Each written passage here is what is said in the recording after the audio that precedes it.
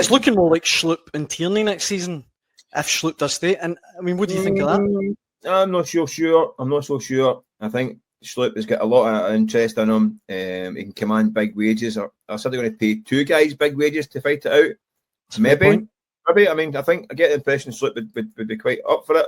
It's whether or not the Celtics can really justify spending big dough on two guys when you can have one main guy and a guy in support on a bit and use the money elsewhere. It's a skin, obviously, but at 32, come up for 33, a lot of money for a guy that age. I think Schlupp's decent enough. I think if you're Celtic, what you really want to do is get a younger guy in with a bit of potential, maybe cost a couple of $1 million, whatever, and can be dripped into the team and rotate at times with Tierney with a view to the future. I think that would make more sense. Listen, if it was a case of money's no object and you want a guy like Schlupp to be in the squad, because again, you can play midfield and left back, so it would maybe make sense to keep him in the squad. I don't know. I just think if you're looking for a backup left back, which is what it'll really be next season, it might be a wee bit rich. Not so much the Celtic can't afford it, but can they justify it? Do you know what I mean? That's I don't know. I think Schlupp will have offers on the continent and further afield. Some of these kind of places with a lot of money to be made. Maybe back in England as well. The team's interested in him. So I don't know. I think that one. I wouldn't say that's. I wouldn't be surprised if it did hang around. But again, I wouldn't be surprised if it doesn't either. Mick, it's always a pleasure having you in the Hotline Live. Thanks so much for joining us. We'll catch him this spring sunshine that's finally arrived. Nice one. Thanks, Mick. Cheers.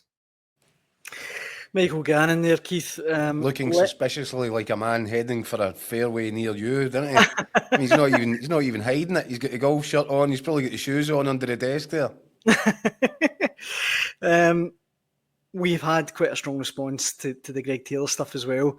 Let me hit you with a few of these comments. This one here, I was actually taken aback by this. John on Facebook saying Taylor should never have been more than a deputy left back at Celtic. The physicality of a 13-year-old boy and gets smoked every time he comes up against a remotely decent winger.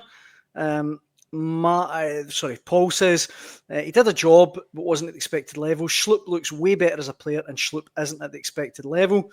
Anthony Kelly points out, so with Taylor away, if KT is injured, we're back to where we were 5 years ago. A bit more respect in the live comments for Greg Taylor, to be fair. Davey says, shame we will lose Taylor, as I believe he'd still play a lot of games. Stephen says, Taylor has given us a lot. Great servant, but time to move on. And Mark points out that in his opinion, Greg Taylor has been treated very poorly at Celtic, purely because he's not Kieran Tierney. It's a weird one, Greg Taylor. I think there's an element of that, yep. Listen, you just need to take on board what Brendan Rodgers is saying. Now, you see, when you're around, whether it's games or around Lennoxtown for press conferences, you get a feel. And Greg Taylor is really very well respected by his peers and by his fellow teammates. He's part of the leadership group. He's one of the ones that motivates, that brings people with him. And that in itself, no matter how good he's been on the pitch, and I happen to think he's been terrific on the pitch over the period for Celtic, it's his stuff away from match day that I think will be another kind of invaluable asset that Celtic are losing here in Greg Taylor, because he's part of the command centre where your likes of your big players, your Cameron Carter-Vickers, your Casper Schmeichels, and obviously Callum McGregor. Greg Taylor's played a big part in engineering this sort of win-at-all-cost mentality that has carried Celtic so well over the last few years.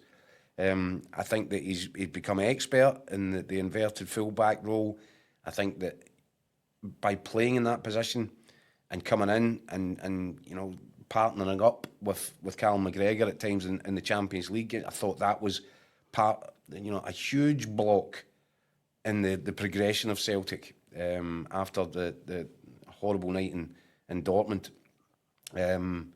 So yeah, I think it's unfortunate. I can see if you're Greg Taylor that if Kieran Tierney comes in, Kieran Tierney's going to play. So what do you do? And I wonder about the relationship he's had with the Celtic fans. I mean, I know that he came up through the Rangers Academy. I would hate to think that factors into the sort of relationship with Celtic fans, which I don't think is as positive as it should have been, given the scale of his contribution over the years. I think he's been a brilliant player for Celtic, great contributor. And it'll be interesting to see what the next phase of his career looks like. I completely agree. An excellent player.